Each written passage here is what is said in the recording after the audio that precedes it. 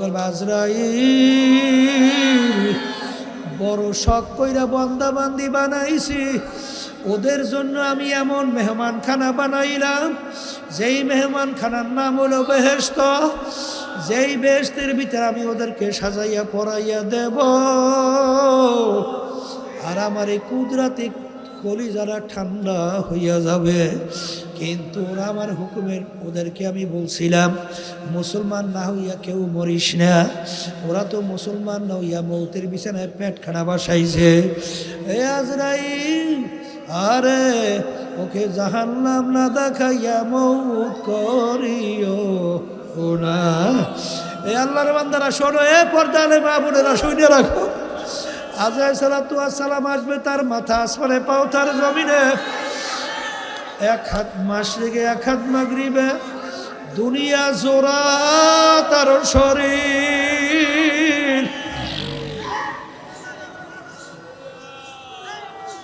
শরীরের ভিতরে লম্বা লম্বা কালো কালো কতগুলা পশম, নীল রঙের মতো দিঘির মতো দুইটা চক্ষু। বাজান ওই কালো কালো লম্বা পশমের গোড়া দিয়ে আগুনের জিব্বা বাইরাইতে থাকবে। আরে ওদিকে দুনিয়ার জোড়া শরীর, ওদিকে নীল রঙের মতো দিঘির মতো চক্ষু দিয়া যখন তাকাইবে, নাফরমানের রুহু তো তার বের হইতে চাবে না। 360টা মাকামের ভিতরে পালাপালি করবে। আজরাইল সালাতু ওয়াস সালাম বলবে, ওরে খবিস,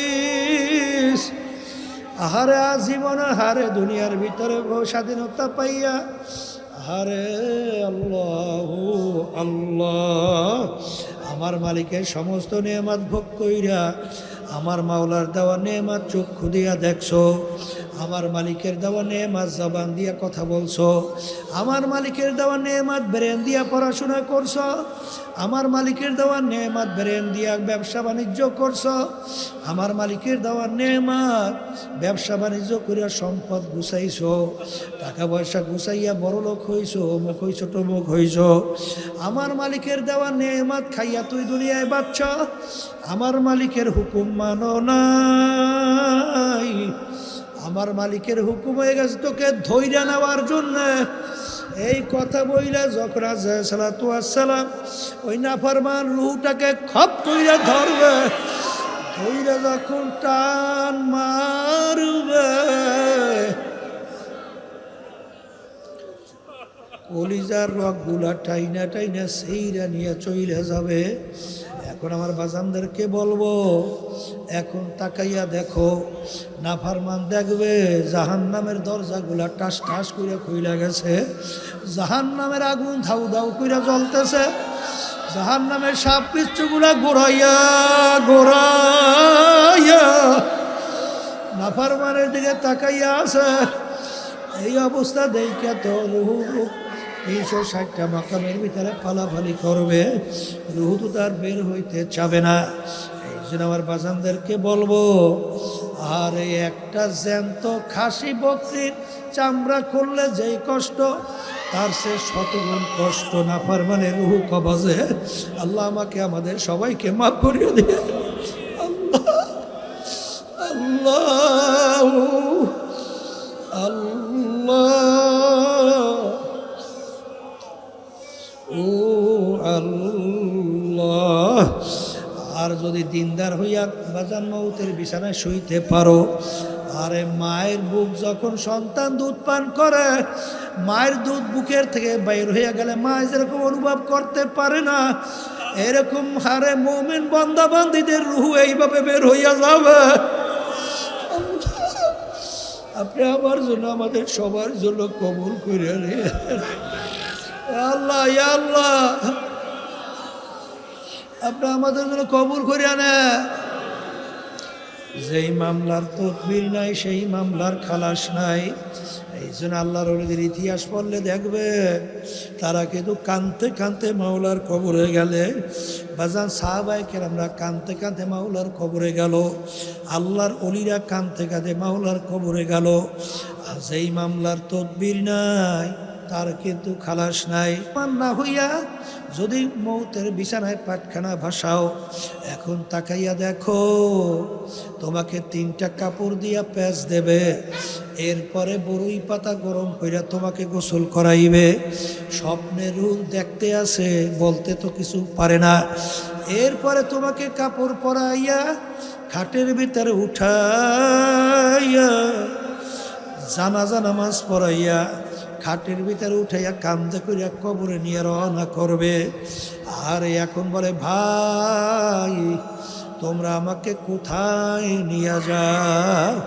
হে আমার সন্তান, তোমরা আমাকে কোথায় নিয়ে যাও? আখারে কবরের পাশে যখন নিয়ে রাখবে, দেখে কবরের ভিতরে সাপগুলা হা করে তাকাইয়া রইছে। আরে দেখে কেউ আমার কথা শোনে না, গুরুত্বও দেয় না।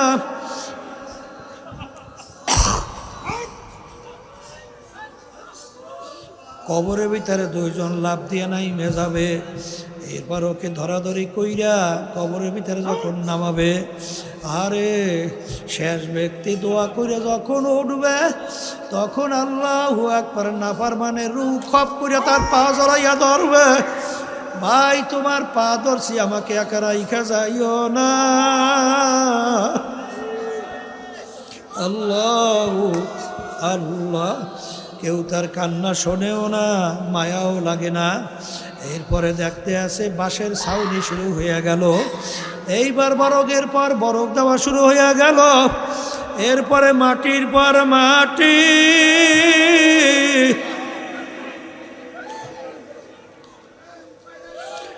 কবর অন্ধকার হইয়া আসতে আসে। এখন তাকে কোনো উপায় পায় না, কেউ তো আমার কথা শুনলো না। এখন দিক বিদিক হারাইয়া এখন আল্লাহকে ডাকে, আল্লাহ আল্লাহ আল্লাহ আল্লাহ। আমার মালিক বলবে, ওরে নাফরমান, দুনিয়ার ভিতরে স্বাধীনতা পাইয়া যেরকম তুই আমাকে ভুইলা গেছিলি, এইভাবে তোকে আমি ভুইলা গেলাম। তুই আমাকে ডাকবি, একবারও আর তোর ডাকে সারা দিব না।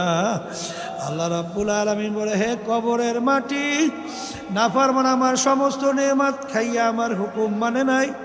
এ কবরের মাটি দুই পাশ থেকে এমন ভাবে চাপ মারো,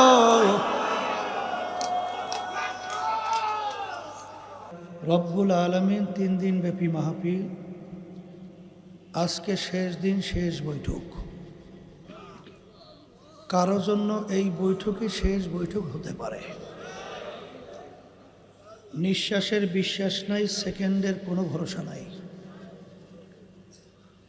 খুলনার মাহফিল এই সফরের মধ্যেই। মাহফিলে আল্লাহর বান্দা আমাদের দায়িত্বশীল, মাত্র 35 না কত বছর বয়স। মাহফিল শেষে বাড়িতে গেল, বাড়িতে যাওয়ার পরে দরজায় নক করছে 2-3 বার। এরপরে আর দুনিয়াতে নাই। আসলে কে কোন সময় কিভাবে রওনা করবে এটা আমাদের কারো জানা নাই। আর এমন একটা ব্যাপার, একবার যদি দুনিয়ার থেকে কেউ বিদায় নিয়ে কবরে চলে যায়, দ্বিতীয়বার আর আসার কোনো সুযোগ নাই। আর দুনিয়া মাজরাতুল আখিরা, এই দুনিয়াটাই হলো যেই জিন্দিগির কথা বলা হলো, রওনা করে গেলে ফেরত আসা যায় না, সেই জিন্দিগির সম্বল সম্পদ কামাই করার জায়গা। আর ওই জিন্দিগির মধ্যে চিরস্থায়ী শান্তির জায়গা বেহেশত। আমরা যেন যেতে পারি, জাহান্নাম থেকে যেন বাঁচতে পারি বা মুক্তি পাই, এই উদ্দেশ্যেই মাহফিলের ব্যবস্থা। মুজাহিদ কমিটি ঢাকা বিভাগ বহুত কষ্ট কইরা, বহুত অর্থ খরচ কইরা, দিন রাত্র চেষ্টা কইরা তারপর আপনাদের এই মাহফিলের সুন্দর ব্যবস্থা করছে। তাই সেখানে এই পিছনে মাঝখানে বসাই, আচ্ছা একটু জায়গা করো। তাই যেই কথা বলতে চাইছিলাম, আসলে আমরা যারা মুসলমান, তারা তো আল্লাহর উপরে ঈমান আনার কারণেই তো আমরা মুসলমান দাবি করি। কথা ঠিক না? মুসলমান একটা আরবি শব্দ, ইংরেজিতে বলে সারেন্ডার,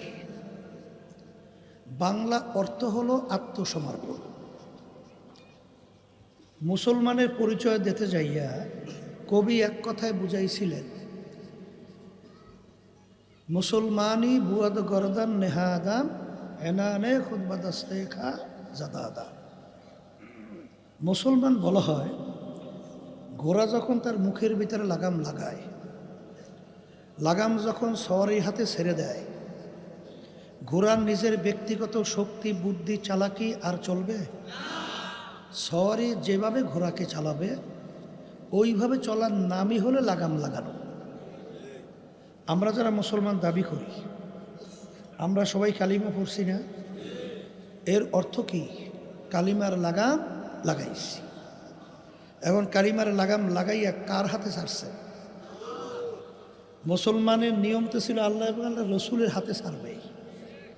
আল্লাহ এবং আল্লাহ রসুল আপনাকে আমাকে ব্যক্তিগত জীবন থেকে শুরু করে আন্তর্জাতিক জীবন পর্যন্ত সুরাতে সিরাতে পোশাকাতিতে কামাইতে খরচে এক কথায় সর্বক্ষেত্রে আপনাকে আমাকে আল্লাহ এবং আল্লাহর রসুল কিভাবে চলতে বলছেন, চালাতে বলছেন, ওইভাবে চলা, ওইভাবে চালানোর নামই হলো মুসলমান।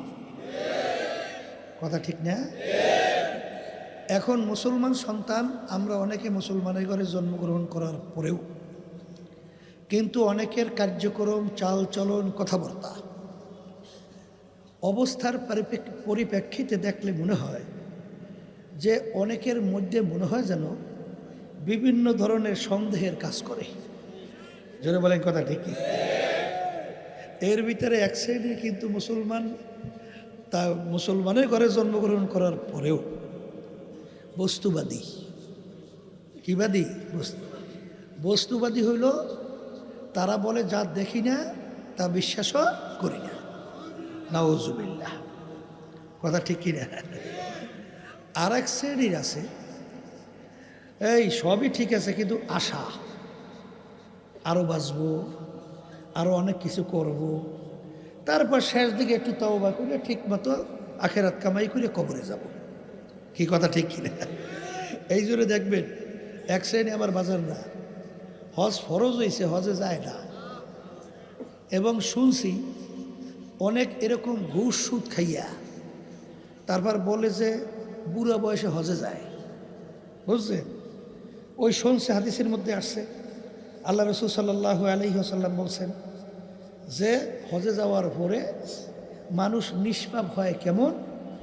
মায়ের কোলে সন্তান যেরকম নিষ্পাপ, তো হজে যাওয়ার পরেও এরকম নিষ্পাপ হয়। কথা ঠিক কিনা? কোলে আগে পরে যা করা দরকার কইরে লই, তারপর হজে গেলেই তো সব শেষ। এই এক শ্রেণী আমার বাজানরা এরকম চিন্তা আছে না? নাই আছে না? এই এই এক শ্রেণীর আছে আশায়। কথা ঠিক কিনা? আর এক শ্রেণীর বর্তমানে মুসলমানের গর্বে জন্মগ্রহণ করিনি, তারা আল্লাহ আছে বলে স্বীকারই করতে চায় না। জোরে বলেন নাউজুবিল্লাহ। এ বাংলাদেশেও অভাব নাই, বাংলাদেশেও অভাব। এখন আমার বাজানদেরকে বলবো, যারা পর্দা আলে মা বোনরা যারা শুনতেছে, শোনেন, আমরা যারা ওলামায়ে কেরাম, আমরা যারা আমাদেরকে হুজুর বলে মনে করছেন আমরা কি একেবারে বোকা? আমরা ভালো মন্দ কিছু বুঝি না? না, সব আপনারা বুঝেন। আমরা তো ভালো মন্দ বুঝি। কথা ঠিক কি না? আমরা ভালো করে চিন্তা ভাবনা করে দেখছি যে কোরআনুল কারীম আল্লাহ রাব্বুল আলামিন 1500 বছর আগে আল্লাহর হাবিব মুহাম্মদ রাসূলুল্লাহ সাল্লাল্লাহু আলাইহি ওয়াসাল্লাম তার উপরে নাজিল করছে। তা আল্লাহ রাসূল সাল্লাল্লাহু আলাইহি ওয়াসাল্লাম তার মায়ের পেটে থাকা অবস্থায় আল্লাহ তার আব্বাকে দুনিয়া থেকে নিয়ে গেছিল। দুনিয়াতে আসার পরে বছর 6 বয়স আল্লাহ তার আম্মাকেও নিয়ে গেছে। ছোট 6 বছরের বাচ্চা, বাপ হারা মাহারা, দুনিয়ার কোনো শিক্ষকের কাছে আল্লাহ রাসূল সাল্লাল্লাহু আলাইহি ওয়াসাল্লাম পড়ার কোনো সুযোগ আল্লাহ দেয় নাই।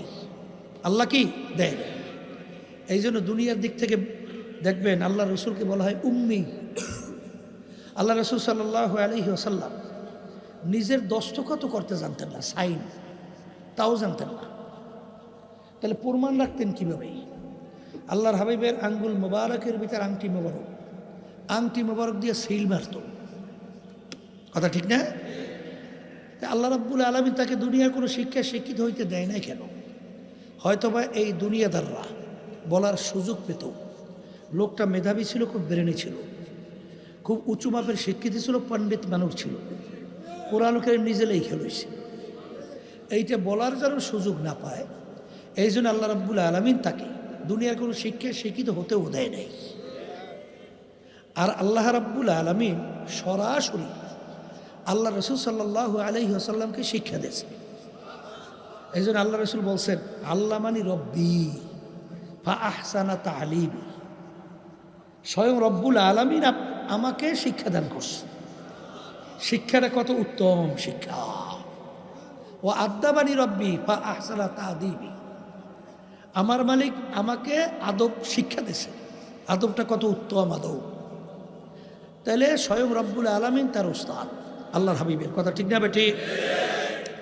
তা আল্লাহ রাসূল সাল্লাল্লাহু আলাইহি ওয়াসাল্লামের উপরে 30 পারা কোরআনুল কারীম নাজিল হলো। সেখানে আল্লাহ রাব্বুল আলামিন চ্যালেঞ্জ করে বললেন, জালিকাল কিতাব লা রাইবা ফি। এই যে কিতাব দেখো, কোনো ভুল সন্দেহ বলতে কিছু নাই। আরবের কাফেরা আরবি ভাষী ছিল, তারা কোরআনুল কারীম বুঝত। কারণ কোরআনুল কারীম নাজিল হয়েছে কোন ভাষায়? আরবি ভাষায়। তাহলে আরবের কাফেরা তো আরবি বুঝত, তারা তো কোরআনুল কারীম ভালোই বুঝত। কিন্তু তারা কিন্তু বহু চেষ্টার পরেও কোনো ভুল বের করতে পারছিল? পারে নাই। এরপরে যত দুনিয়ার থেকে বৈজ্ঞানিক দার্শনিক ইসলাম বিদ্বেষী চক্র যত গেল, তারা ভুল বের করতে পারছে? তারাও পারে নাই। এখন বর্তমানে তামাম দুনিয়ার ভিতরে নাস্তিকদের দলের অভাব আছে? মুসলমানদের শত্রুর অভাব আছে? ইসলামের শত্রুর অভাব আছে? তোরা মুসলমানদেরকে মারার জন্য এই আমেরিকা দেখেন, এবং এই পাশ্চাত্য দেশগুলো শুয়ারের চেয়েও খারাপ। ওরা যে ফিলিস্তিনের মুসলমানদের উপরে, আমার মা বোনদের উপরে বাচ্চাদের রেখে যেভাবে এই জুলুম নির্যাতন করিয়া হত্যাযজ্ঞ চালায়, এত তো কোনো দরকার নাই। মুসলমানদেরকে ধ্বংস করার জন্য, শেষ করার জন্য তোরা সবাই একত্রিত হ। পারলে কোরআন কারীমে একটা ভুল বের করে দেখা। কি জোরে বলেন, কথা ঠিক কিনে? কিন্তু কোরআন কারীমে ভুল বের করতে পারছে? পারবে কোনো দিন? বরঞ্চ যারাই কোরআন কারীম নিয়ে রিসার্চ চেষ্টা করে, তারাই কিন্তু কালিমা পড়ে মুসলমান হয়ে যায়। কারণ কোরআন কারীমের ভিতরে এই বর্তমান আধুনিক যুগের আবিষ্কার তাও মিলেই দেখে কোরআন কারীম যা বলছে সব ঠিক, এবং যা যেখানে যেভাবে বলছে সব ঠিক।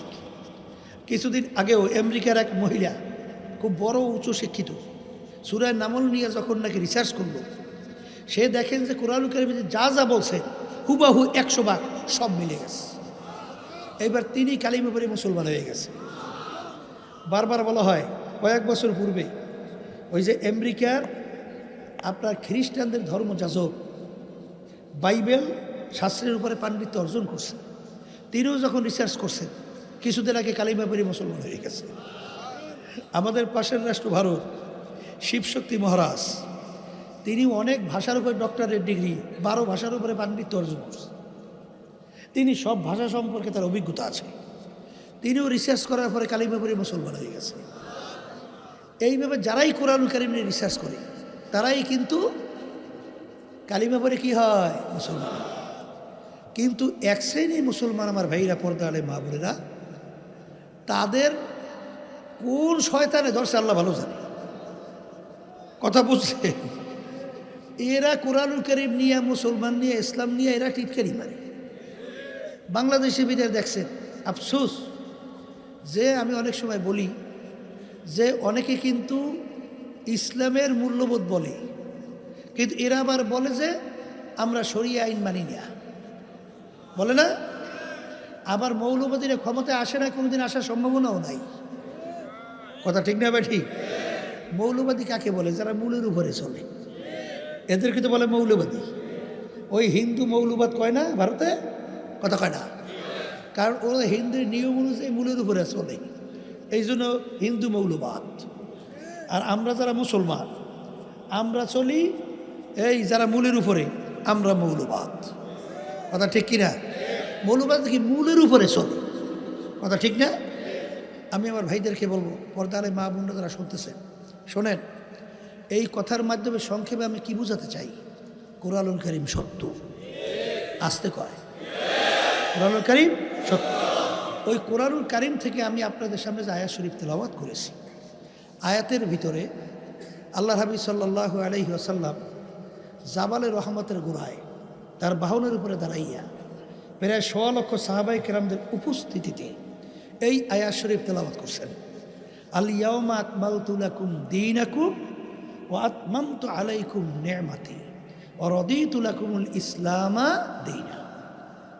আল্লাহ হাবিব সাল্লাল্লাহু আলাইহি ওয়াসাল্লাম বলেন, আজকে এই দিন বা ইসলাম পরিপূর্ণ হয়ে গেল। সবাই বলেন আলহামদুলিল্লাহ।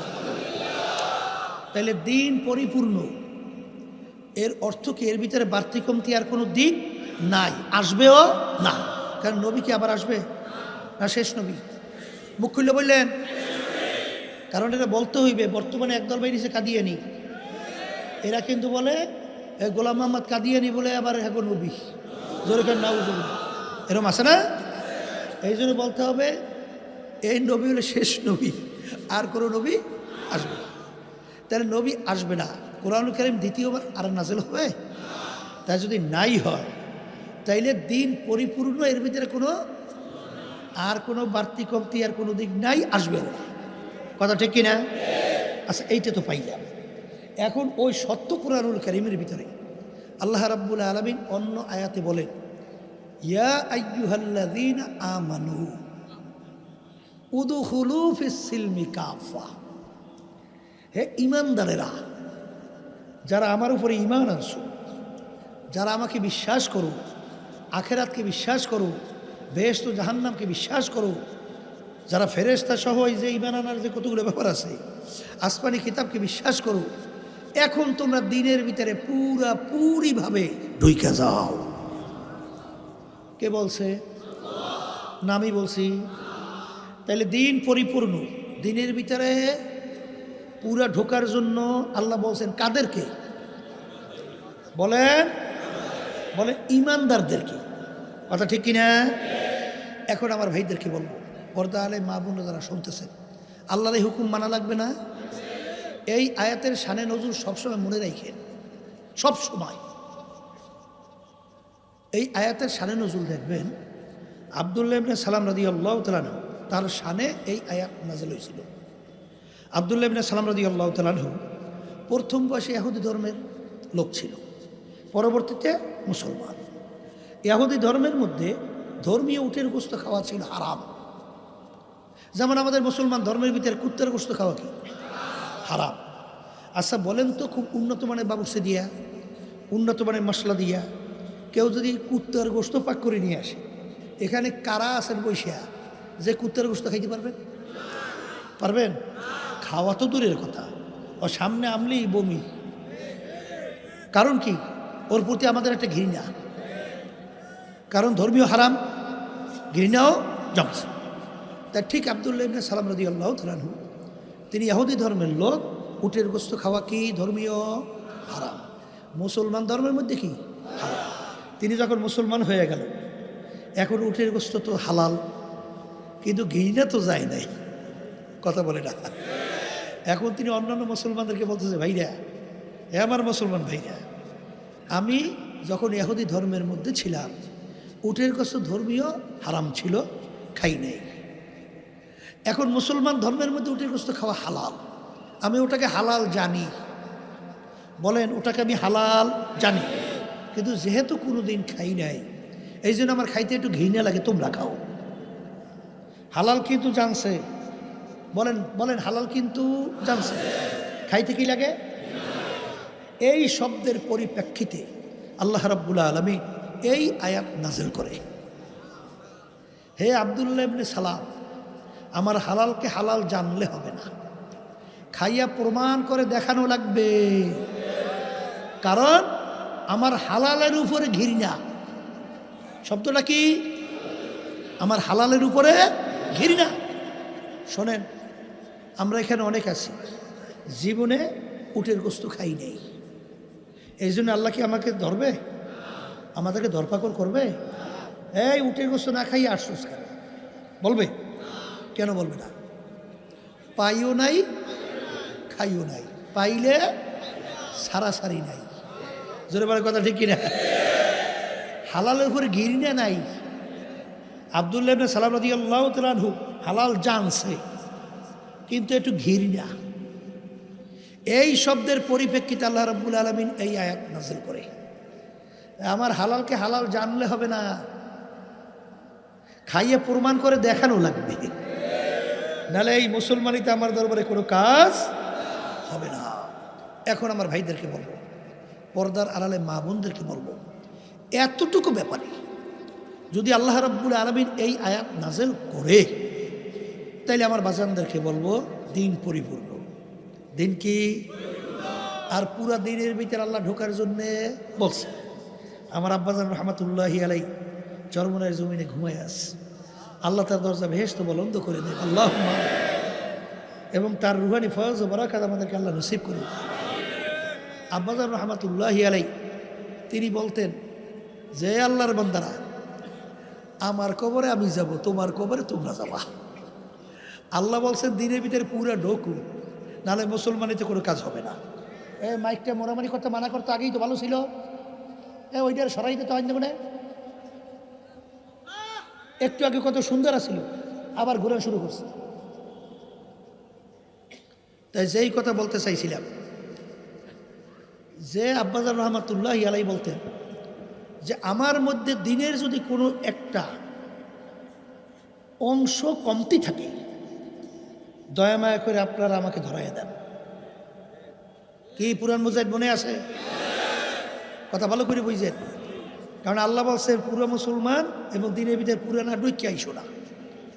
তা আমি পুরা দিনের ভিতরে ঢুইকে পূর্ণ মুসলমান হয়ে কবরে যাইতে চাই। এই ক্ষেত্রে যাই আব্বাজান রহমাতুল্লাহি আলাই তিনি কিন্তু রাজপথে রাজনীতিও করছে না? তখন কিন্তু অনেক চরমনের মুজাহিদরা বোঝেও নাই।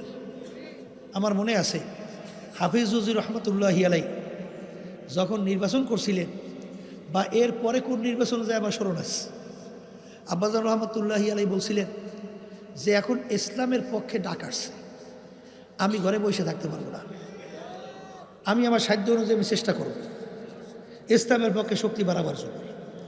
তিনি নামার পরে অনেক চরমনের মুজাহিদরা মন্তব্য করছে, শুনছি, আমার সঙ্গে না, শুনছি, করে হুজুরের কাছে মুরিদ হইছি, আখেরাতের ব্যাপারে হুজুরি বোঝে, দুনিয়ার ব্যাপারে হুজুরি বোঝে এত।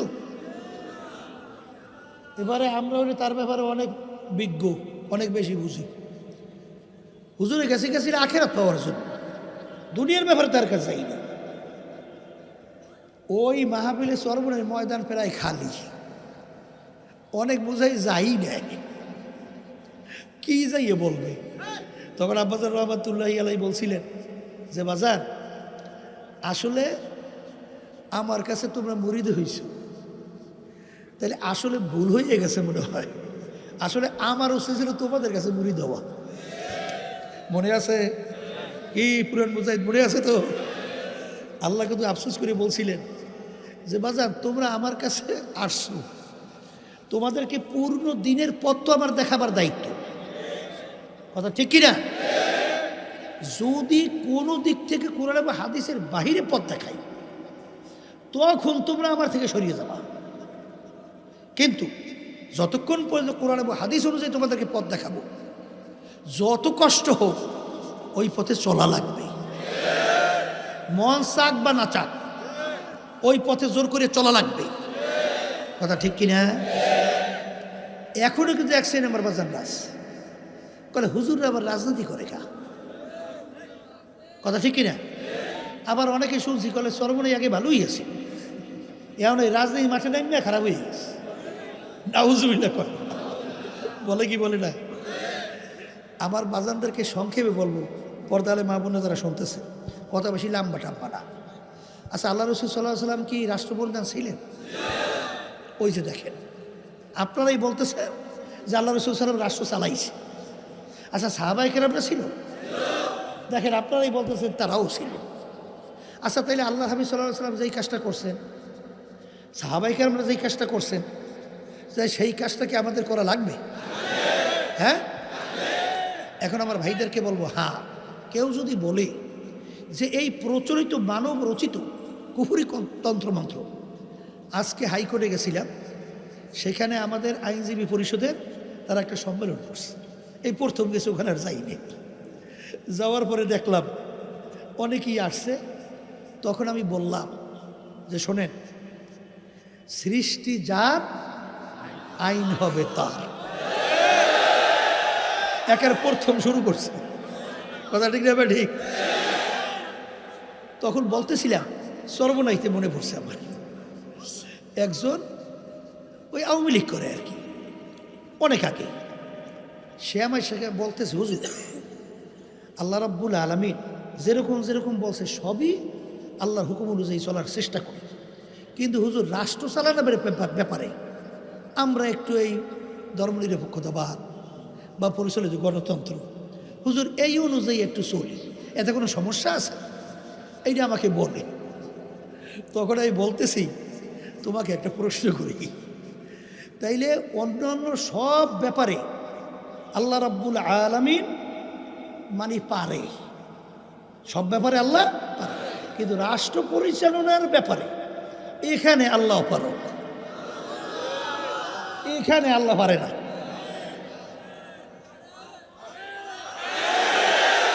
এখন আর বাজানদেরকে বলি, এই কথা যদি কেউ বুঝিয়া শুই না, আল্লাহর নীতি আদর্শ অনুযায়ী রাষ্ট্র পরিচালনার ব্যাপারে ইসলামী নীতি আদর্শ পছন্দ না করিয়া মানব রচিত কুফরি তন্ত্রমন্ত্র এই এর পিছনে ঘোরে, তুমি ওই আয়াতের দিকে লক্ষ্য করো, উদখুলু ফিস সিলমি কাফা, তখন তুমি কোন পর্যায়ে আসো এইটা বুঝে কবরে রওনা করো।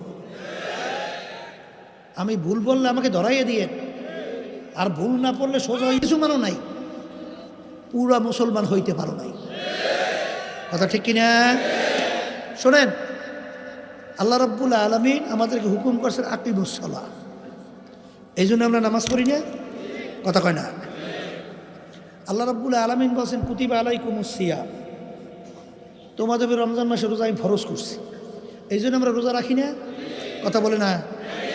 আচ্ছা যাকাত দেওয়ার জন্য কি হুকুম করছে? হজ ধনী হলে আদায় করার জন্য কি হুকুম করছে? এগুলো মানি কার হুকুম? তাই যেই মালিক আমাদেরকে নামাজের হুকুম করছেন, রোজার হুকুম করছেন, অন্যান্য ইবাদতের হুকুম করছেন, সেই মালিকই তো কোরআনুল কারীমের ভিতরে কি বলছেন? আকিমুদ্দিন, তোমরা দিনকে প্রতিষ্ঠা করো। দিনকে, দিন প্রতিষ্ঠা মানে কি? নিজে ব্যক্তি আমল করলেই হবে না, পরিবার পরিজন সমাজ রাষ্ট্রের মধ্যে তামাম দুনিয়ার ভিতরে আন্তর্জাতিকভাবে দিন প্রতিষ্ঠার জন্যে তোমার সাধ্য অনুযায়ী তুমি চেষ্টা করো, কথা ঠিক কিনা? তাহলে ওইটা আমরের শিখা, ওইটা আমরের হুকুম, আর এইটা বুঝি আমল না, কথা কয় না?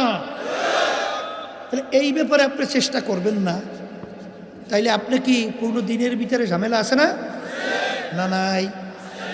এই জন্য আমার ভাইদেরকে বলবো, পর্দালে মা বোনরা তারা শুধু এইটা নিয়ে ঝামেলাটা বেশি, এই জন্য একটু বলতেছি, অনেকে আবার বিরক্ত হইয়েন না, কারণ এখানে আমরা আসছি দিন সম্পর্কে জানার জন্যে। তা দিন সম্পর্কে এইটা না না বলতে বলতে এখন আমাদের বিভিন্ন চিন্তার ব্যবধানতা এসে গেছে, এটা বলতে হবে, এটা দিনের একটা অংশ, কথা ঠিক কিনা? আচ্ছা আপনি যে কথা বলেন যে প্রায় 550-র উপরে আয়াত আছে যেটা রাষ্ট্র পরিচালনার ব্যাপারে, এই আয়াতগুলো আপনি বাস্তবায়ন কেমনে করবেন? হ্যাঁ, কেমনে করবেন আপনি? এই জন্য আমার বাজানদেরকে বলবো, পর্দা আলে মা বোনরা যারা শুনতেছেন, তাই যেই কথা বলতে চাইছিলাম, বলছি উদখুলু ফিস সিলমি কাফা, তাহলে তোমরা পুরাপুরি দিনের ভিতরে কি ঢোকো। আর আল ইয়াউমা আকমালতু লাকুম দীনাকুম, দিন পরিপূর্ণ। এখন দিন কাকে বলে? এইটা আমার জানার পরে আবার বলছি, অনেক নতুন বাজানরা আছেন, পর্দালে মা বোনরা আছেন, দিনের ভিতরে আল্লাহ পুরো ঢুকতে বলছেন এবং দিন পরিপূর্ণ।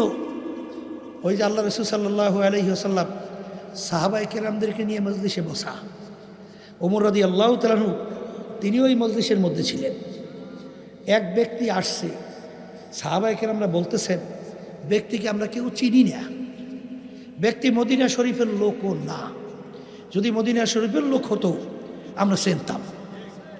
ব্যক্তি মুসাফিরও না, মুসাফির যদি হতো তাহলে কিছু আলামত চিহ্ন তার সঙ্গে থাকতো, এরকম কোনো আলামত চিহ্ন নাই। ব্যক্তির পরনের ভিতরে পোশাকাদি সাদা দবদবে, একেবারে পরিপাটি, মাথার ভিতরে চুলগুলো কালো বিষ একেবারে সাজানো গোছানো। তাইলে ব্যক্তি গাইসা সরাসরি যাইয়া আল্লাহ রসুল সাল্লাল্লাহু আলাইহি ওয়াসাল্লামের হাঁটু মুবারক এসে হাঁটু মুবারক মিশেই বসে। অন্য রায়াতের ভিতরে আসছে আল্লাহর হাবিবের দুই হাঁটুর উপর হাত রাখছে। কথা ঠিক না ঠিক? হাদিস সহি না গায়রে সহি? কথা কয় না, হ্যাঁ? এখন আল্লাহ রসুল সাল্লাল্লাহু আলাইহি ওয়াসাল্লামের সঙ্গে হাঁটু বরাবর যখন মিশিয়ে বসেন, বসার পরে সাহাবায়ে কেরাম দেখতেছেন ব্যাপার কি, এই ব্যক্তি কে, এত বড় সাহস আল্লাহর হাবিবের সঙ্গে ঢেসে দিয়ে বসে। তাহলে বোঝা গেল ব্যক্তি আল্লাহ রসুলের সঙ্গে আগেই পরিচয় আছে। কারণ পরিচয় ব্যক্তি ছাড়া, চেনা ব্যক্তি ছাড়া কেউ আপনার ভিতরে গাড়ির ভিতরে ডইলে ঢেসে বসতে পারে? তাহলে আগে থেকেই পরিচয় আছে। আগন্তুক ব্যক্তি তিনটা প্রশ্ন করছে আল্লাহ রসুল সাল্লাল্লাহু আলাইহি ওয়াসাল্লামকে। এর ভিতরে একটা প্রশ্ন যে মাল ঈমান ইয়া রাসূলুল্লাহ, আল্লাহ রসুল সাল্লাল্লাহু আলাইহি ঈমান কাকে বলে? ঈমানের সঙ্গে আল্লাহ হাবিব বললেন, বলার পরে ওই প্রশ্নকারী বলতেছেন সাদাকাতা ইয়া রাসূলুল্লাহ, আল্লাহ রসুল সাল্লাল্লাহু আলাইহি ওয়াসাল্লাম আপনি সত্য বলছেন। তখন সাহাবায়ে কেরাম আরও আশ্চর্য হয়ে গেল যে ব্যাপার কি, প্রশ্নকারী প্রশ্ন করে না জানলে জানার জন্য, কিন্তু প্রশ্নকারী প্রশ্ন কইরা উত্তর শোনার পরে প্রশ্নকারী বলতেছেন ঠিকই বলছে। এর অর্থ কি? তাহলে প্রশ্নকারী আগে থেকেই প্রশ্নের উত্তর জানে। কথা বলে না? দ্বিতীয় প্রশ্ন, মাল ইসলাম ইয়া রাসূলুল্লাহ সাল্লাল্লাহু আলাইহি ওয়াসাল্লাম, আল্লাহ রসুল ইসলাম কাকে বলে? আল্লাহ রসুল সাল্লাল্লাহু আলাইহি ওয়াসাল্লাম বিভিন্ন আমলের কথা বললেন, আল্লাহ রসুল ঠিকই বলছেন। তিন নম্বর প্রশ্ন, মাল ইহসান ইয়া রাসূলুল্লাহ, হুজুর ইহসান কাকে বলে? আল্লাহ রসুল সাল্লাল্লাহু আলাইহি ওয়াসাল্লাম বলেন, আনতা আবুদাল্লাহ কাআন্নাকা তারা ফা ইল্লাম তাকুন তারা ফা ইন্নাহু ইয়ারা, এমনভাবে তোমরা আল্লাহর ইবাদত করো গোয়াকে মনে হয় যেন আল্লাহকে দেখতেছো। ওই অবস্থা ভিতরে তৈরি না হলে অন্তত এতটুকু খেয়াল করো, যদিও নাকি আল্লাহকে দেখি না কিন্তু আল্লাহ তো আমাকে দেখে। এই দুই অবস্থার বাহিরে কোনো ইবাদত কবুল হবে না। বলেন ইবাদতের অবস্থা কয়টা? সবাই মুখ খুলে বলেন কয়টা? হয়তোবা আল্লাহকে দেখতেছি অথবা আল্লাহ আমাকে দেখতেছি। এই দুই অবস্থার বাহিরে কোনো ইবাদত কবুল হবে না। নামাজও কবুল হবে না, রোজাও কবুল হবে না, অন্য হজ সহ অন্য ইবাদত কবুল হবে না।